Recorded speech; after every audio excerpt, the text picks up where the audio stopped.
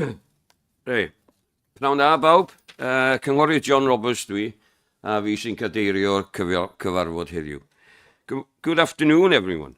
I am Councillor John Roberts, and I will be chairing the meeting today. One or two things I need to go through.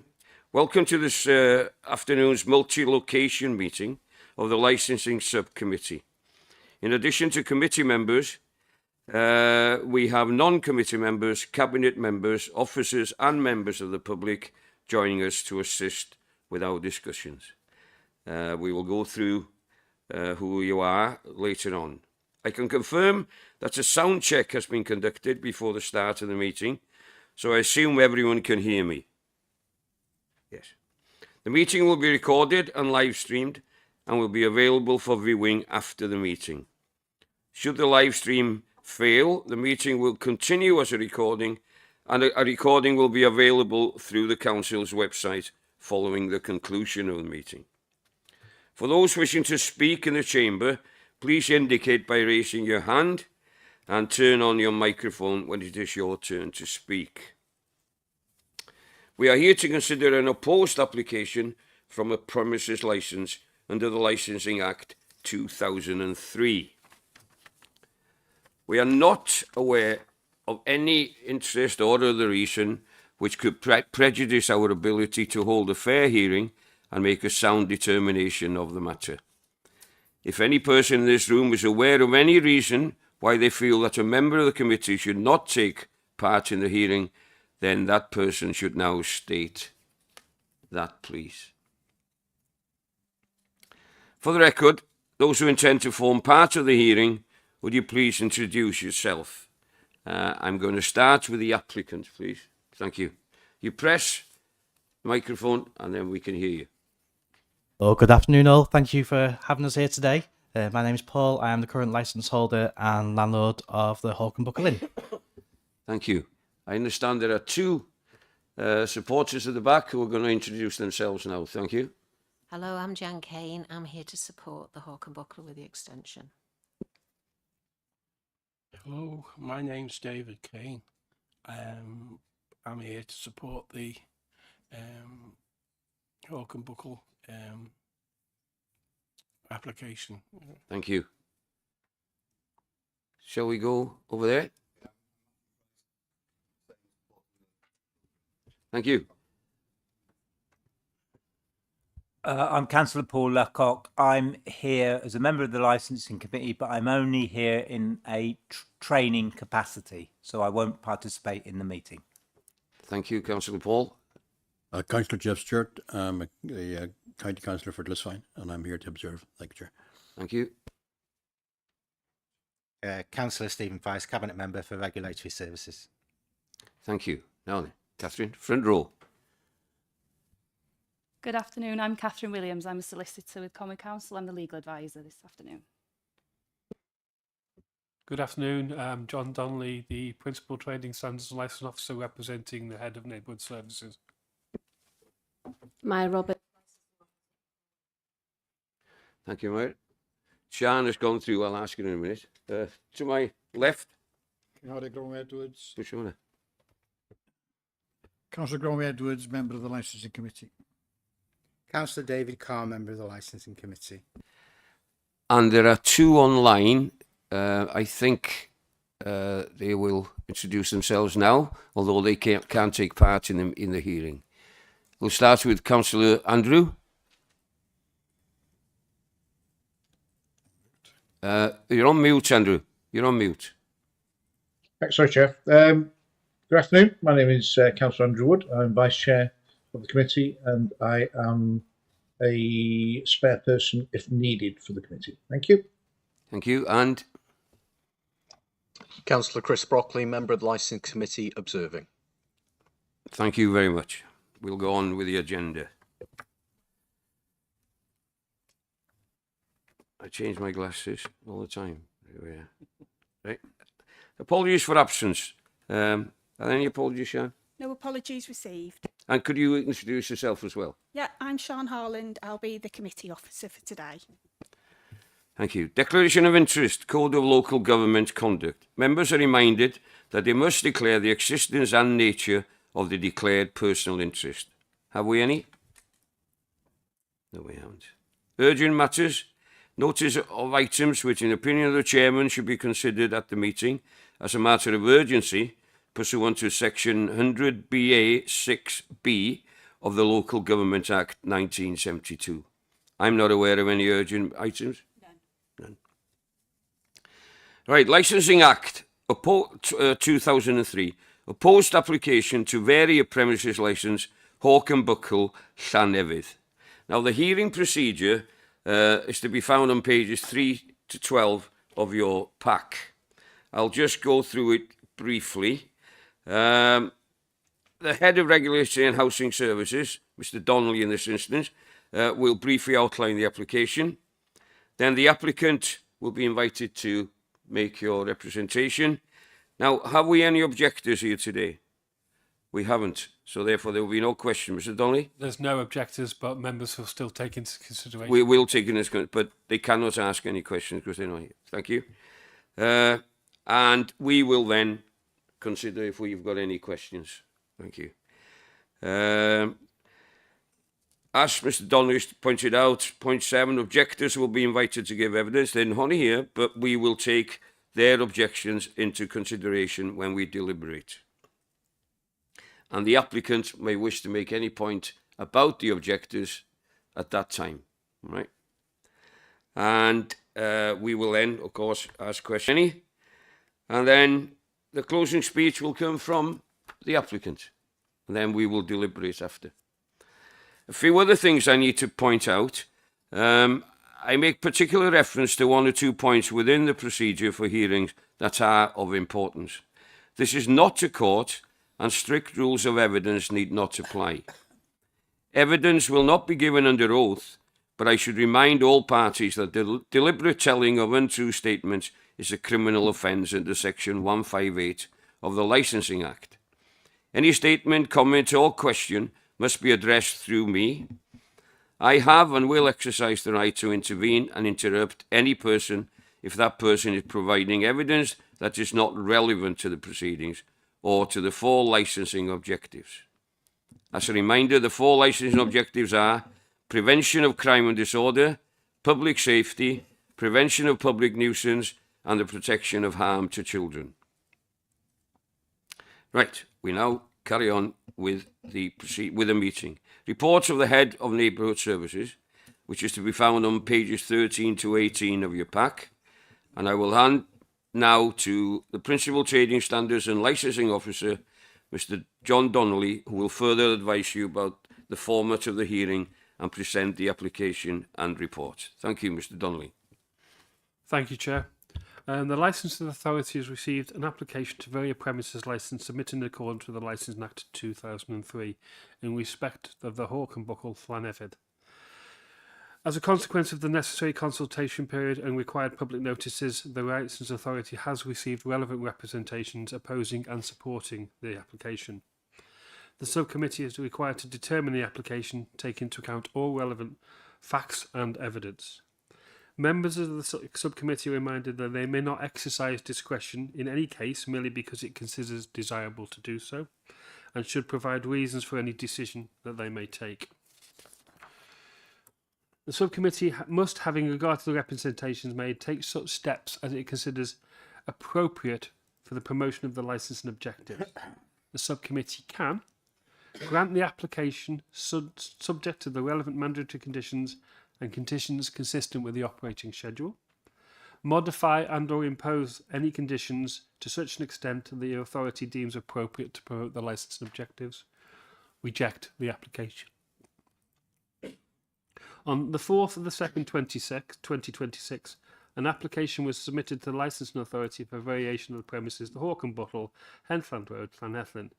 The application and operating schedule are attached for members at Appendix A. The public notice was displayed in local newspapers and at the premises, and all notices were published and displayed in the correct manner. Representations that have been deemed relevant by the Head of Neighbourhood Services have been received in respect of the application within the statutory 28-day period. Representations objecting to the application are attached to Appendix B. Representing to support the application are attached to Appendix C. Members will note when considering the application they should consider balancing the interests of owners, employees, customers and neighbours of the premises and the steps outlined by the applicant. Members should carefully consider the relevant sections of the Council Statement of Licensing Policy, sections 3.45, 3.46 and 3.49, in that the licensing authority acknowledges the powers of the Council and Police to issue closure orders on any individual licensed premises that are causing nuisance as a result of noise emitted and will encourage the relevant responsible authorities to do so. Noise and disturbance arising from behaviour of patrons that have left the premises are matters of personal responsibility and are subject to police enforcement of the normal law concerning disorder in a public place. The representations objecting to the application are that the variation of the licence will increase crime and disorder and public nuisance. Officers carried out a site visit to ensure the plan and information submitted are correct for members to view, and no requests were made by the public to view the application or operating schedule. When members will need to determine whether the controls suggested in the operating schedule and the proposed amendments would cover the concerns for those making representations. Thank you, Chair. Thank you, Mr. Donnelly. I now call upon the applicant to make your application, really, and tell us more about it. Thank you. Good afternoon, all. Thank you again. So we want to currently increase our operating hours for the extra hour starting at, last doors at 12 and closing at 1. This now gives, where it currently is last doors at 11, closing at 11. There is no current drinking up time in the Hawk and Buckle, so we want to give people a chance to drink up the drinks and not everyone is leaving the premises all at once. We still intend to publish our opening hours at closing at 12 o'clock and last doors at 11, so we don't intend to have prolonged drinking every night of the week. This is only going to be used when we are holding local events for the football team who use the premises after games as we're a sponsorship, young farmers groups, birthday parties, weddings, and any local events that are happening for the village. We don't believe that it will cause any further disruptions which have been suggested by the objections. If anything, we think it'll create a structure that people will be more aware of and will leave the premises more gradually, creating less traffic upon the roads. Since we've applied for the application, we have put a few new signs up in the pub, so Challenge 25 to no drink driving signs, and today we are having a survey done in the pub to have a Heineken Zero on draft to promote non-alcoholic drinks to be drank on the premises. We do believe having these extra hours will stop customers choosing other venues where they may be able to drink later, leaving the village, and it keeps it more community with less people having to drive out of the village for late night events. We're also looking to have CCTV installed over the next few months to be able to work with local residents and the police if there's any incidents occur. And we'll keep the footage for 28 days so anyone can view it. And we also have put up taxi signs. It's hard to get a taxi in Clonhead, unfortunately, but we have put all the local taxi numbers up for anyone who wants to use facilities, local businesses. I'm trying to think of any other points.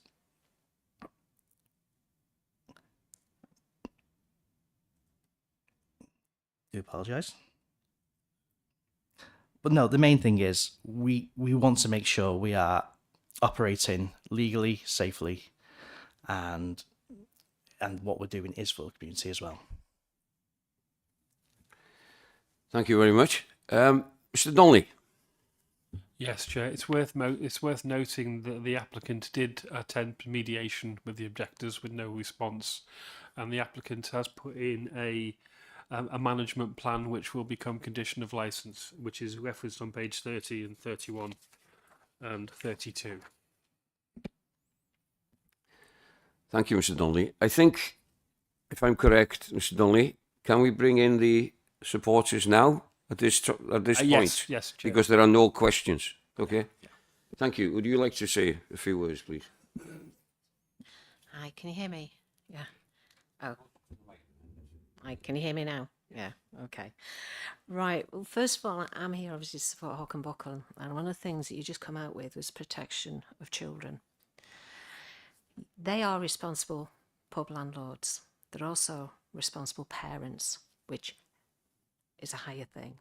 They've got a 5-month-old, they've got a 7-year-old, they've got a 9-year-old, and it isn't soundproofed in that the pub between around the ground and the front, so they have to curtail things. Now the fact is, they are running that, and the priority is their children. Now I will put my hands up. I'm their nanny, and I'm a mental health counsellor, so there is no way I would be sitting here and saying I support this if I believed that the impact on these children were going to be horrendous. They're not. They come first. Paul is the chef as well, so he gets up at 5:30, 6 o'clock to do the breakfast. So I don't know where these 3 o'clock things are coming from, because they literally haven't got that many hands, and there are 3 little children upstairs that go to school.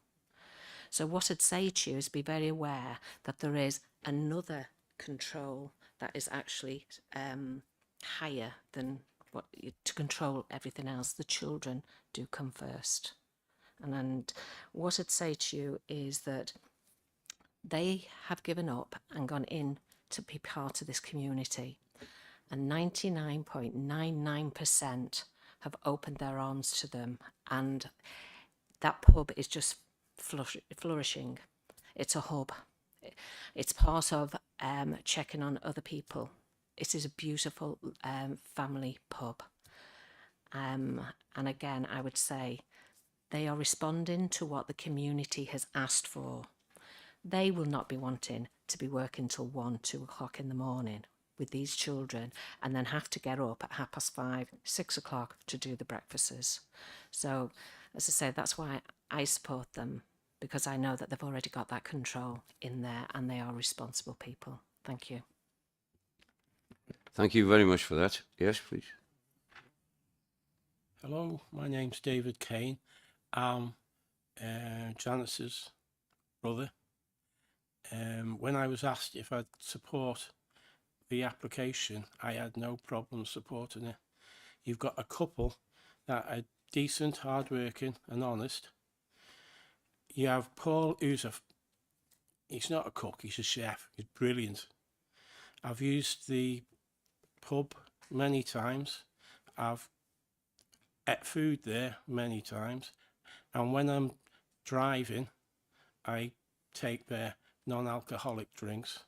And when I'm not driving, I stay in the bed, one of the rooms, so I can drink. The pub itself is unbelievable. You know, I never realised what a beautiful place Hawk and Buckle is at.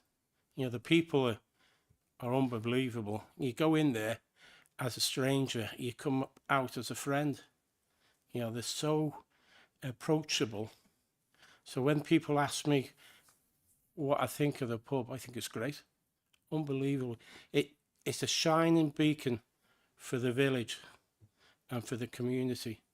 Unbelievable place. So basically that's my opinion. I think the couple are unbelievable. Christina's, you know, I've known her since she was a baby. You couldn't find a nicer, honest, decent couple as the couple that are taking a run in the pub. So it benefit the village to allow them to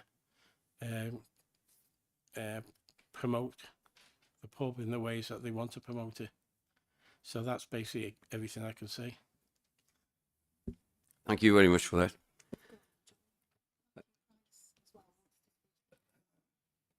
Mr. Price, is it? Yes. Yeah. Would you like to say a few words then, please? Yes, please. I'm just in support of Paul, and to reiterate what the lady down the end there has said. Young working family. They brought life into the village. I live in a very close proximity to the pub, and I've never been disturbed by any noise late at night. The night in question, where the objections came from, I'm not entirely sure. I believe that the people involved in being sick on the complainant's doorstep had actually been in the Hawk and Buckle. Wouldn't surprise me if they'd come home in a taxi from Rill or something like that. But just in support of these guys, as he said, it would stagger people drinking time, having that extra hour to dissipate from the pub. And as he said, he's put signs up warning people to respect the locals and to be quiet. So I think that he's doing everything he can to manage that situation. And it's just unfortunate that a very tiny, microscopic minority of the village has kicked up such a fuss. Thank you, Mr. Price. Could you switch your microphone on? I forgot. Anyway, yeah. Yeah, and I strongly suggest you go and try his food. Okay, thank you very much. Sorry. Right. Now then, have we got any questions? Yes, Councillor Carr. Yeah, thank you. I'd just like to ask the applicant that already you're open till 11 in the evening, and obviously there's an issue with transport with them not being taxis in the area. Are there any problems when people are leaving at 11 o'clock? Obviously, it's only going to be an hour later. Do you foresee any problems within that extra hour? Because if things are things fine, people leaving the premises at 11 o'clock and managing to get home without drink driving, you know. Yeah. So if you just explain that to me, I'd be grateful. Hello. Yes, we don't see any further problems. Well, any problems from this really. Usually we have people coming for meals. And it's usually people coming from outside the area to dine with us, which is the main reason for people to travel into the village to eat rather than drink.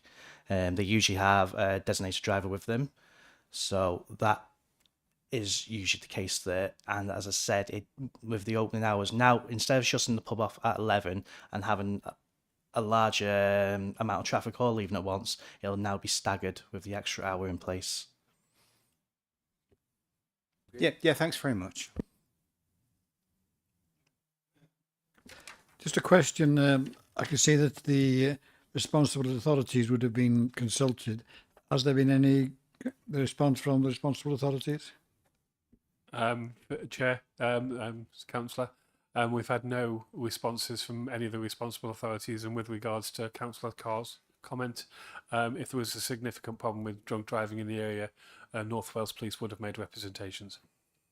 And just one follow-up question. I think Llanefydd Football Club is a very active club, which is just a few hundred yards down the road.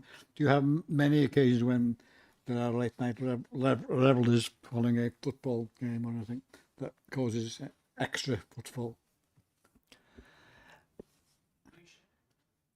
The traffic regarding the Llanefydd football team, they usually have daytime games. So most of the time, the football away fans travel to the area is between the hours of 2 o'clock in the afternoon and 4:30.